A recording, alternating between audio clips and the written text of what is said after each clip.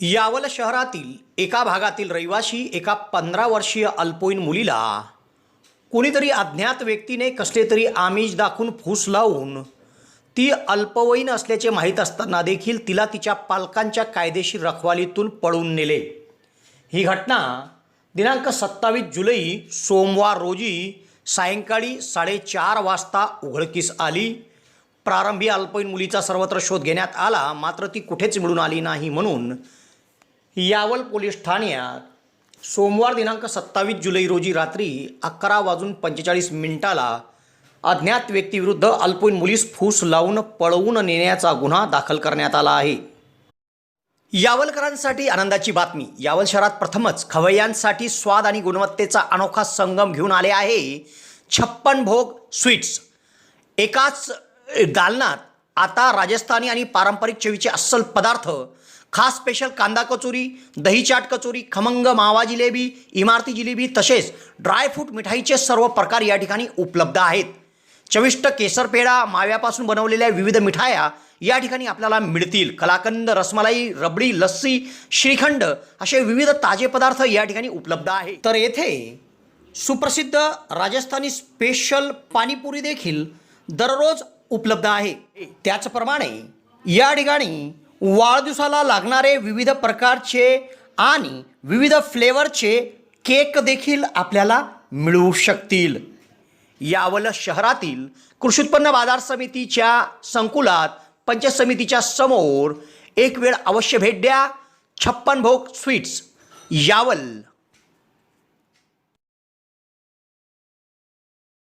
यावल शहरात एका भागात एक 15 वर्षीय अल्पवयीन मुलगी कुटुंबासह तिच्या घरी होती। दरम्यान या अल्पवयीन मुलीला ती अल्पवयीन असल्याचे माहीत असताना देखील तिला तिच्या पालकांच्या कायदेशीर रखवालीतून कोणीतरी अज्ञात व्यक्तीने कसले तरी आमिष दाखवून फूस लावून तिला पळवून नेले आहे। हा प्रकार उघडकीस आल्यानंतर पीडित अल्पवयीन मुलीच्या कुटुंबाने तिचा प्रारंभी सर्वत्र शोध घेतला, मात्र अल्पवयीन मुलगी कुठेच मिळून आली नाही।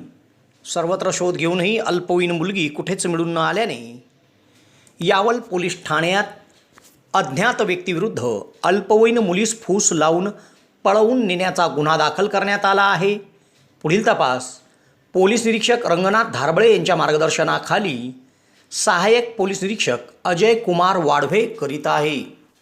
जळगाव जिल्ह्यातील विद्यार्थ्यांसाठी आनंदाची बातमी। जेटी महाजन पॉलिटेक्निक फैजपूर येथे शैक्षणिक वर्ष 2026-27 साठी डिप्लोमासाठी प्रवेश प्रक्रिया सुरू झाली आहे।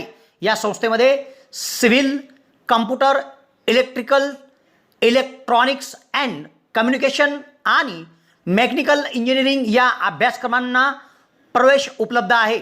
अनुभवी प्राध्यापक, आधुनिक प्रयोगशाळा, सुसज्ज लायब्ररी, औद्योगिक प्रशिक्षण आणि उत्कृष्ट कॅम्पस सुविधांमुळे विद्यार्थ्यांसाठी ही उत्तम संधी आहे। प्रवेशासाठी DTE कोड 5229 वापरून नोंदणी करा आणि अधिक माहितीसाठी महाविद्यालयाच्या कार्यालयाशी संपर्क साधा। कार्यालयीन वेळ दररोज 10 ते सायंकाळी 5:30। तुमच्या उज्ज्वल भविष्यासाठी आजच जेटी महाजन पॉलिटेक्निक फैजपूरला भेट द्या।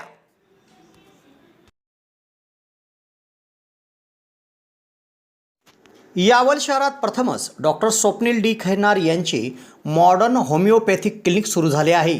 डॉक्टर खैरनार यांना होमिओपॅथिकमध्ये 10 वर्षाचा दीर्घ अनुभव आहे। त्यांनी होमिओपॅथिकने हजारो रुग्ण बरे केले आहेत।